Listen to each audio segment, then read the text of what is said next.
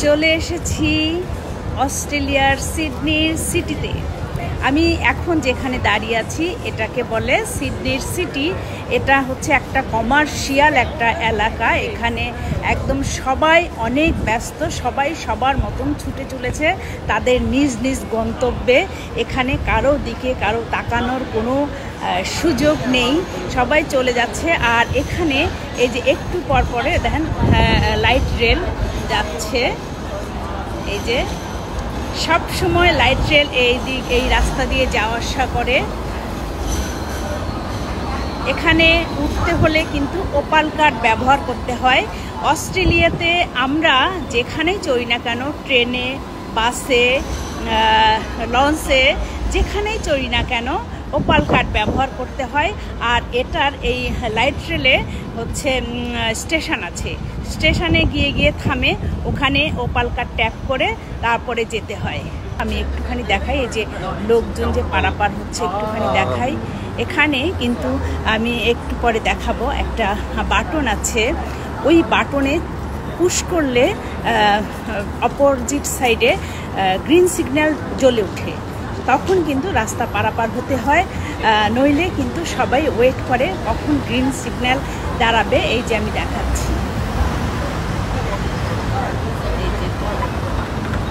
এটাতে পুশ করলে ওই পারে একদম গ্রিন সিগন্যাল উঠবে, তখন কিন্তু সবাই রাস্তা পারাপার হবে। আর নইলে ততক্ষণ কিন্তু এই যে সবাই এভাবে ওয়েট করে। আমরা তো এখানে একটা কাজে এসেছি, আমার ছেলে সেই কাজে চলে গেছে, আর আমি এই রাস্তা ধরে হাঁটছি। আজকের ভিডিওটা করব শুধু রাস্তাকে কেন্দ্র করে। বাংলাদেশে যেমন রিক্সা আছে, এখানে কিন্তু রিক্সা নেই। এখানে আছে লাইট ট্রেন, আর আছে বাস, দোতলা বাসও আছে, আবার সাতখোলা বাস আছে। এগুলো কিন্তু সব সিটির মধ্যেই চলাফেরা করে। আর কেউ যদি মনে করেন গাড়ি নেবেন, সেই ক্ষেত্রে উবার আছে, ট্যাক্সি আছে, এই ধরনের আরও হয়তো কোনো অনেক কোম্পানি আছে, যাই হোক আমার জানা নেই। আর বেশিরভাগ মানুষের কিন্তু একের অধিক নিজেদেরই গাড়ি আছে, তারা সবাই নিজেরা ড্রাইভ করেই কিন্তু চলাফেরা করেন। আর রাস্তাঘাটে দেখেছেন এই যে বসার ব্যবস্থা, সব জায়গাতেই রাস্তাঘাটে বসার ব্যবস্থা। আবার আমি একটুখানি বসি, আমি এখন বসে আছি, এই যে সিটে বসে আছি, দেখেন সিটে বসে আমি আপনাদের সাথে ভিডিও করছি। আর এই যে এই ভিউগুলো উপভোগ করছি, আস্তে আস্তে ছুটে যাচ্ছে। এটা কিন্তু একটু পরপরই সিটির মধ্যে ঘোরাফেরা করে। এখানে ধরেন আমি কোথাও যাব, 2 দিন থাকবো, অনেক ধরনের প্ল্যান প্রোগ্রাম, যাই হোক গাড়ির যদি প্রয়োজন হয় আমি কিন্তু গাড়ি যে কোনো জায়গা থেকে ভাড়া নিতে পারবো, কিন্তু সেই ক্ষেত্রে নিজের গাড়ি চালাতে হবে। এখানে ড্রাইভার পাওয়া খুবই টাফ।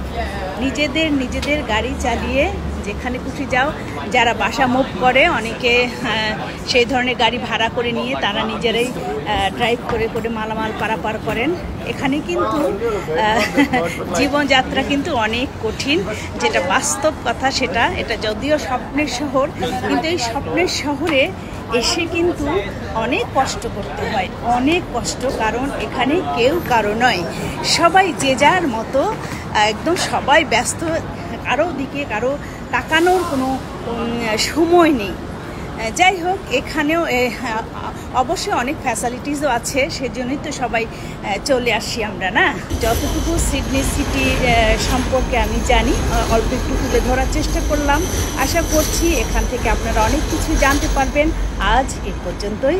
সবাই ভালো থাকবেন, সুস্থ থাকবেন, সুন্দর থাকবেন এবং অবসর ভাবনার সাথেই থাকবেন। আল্লাহ হাফেজ।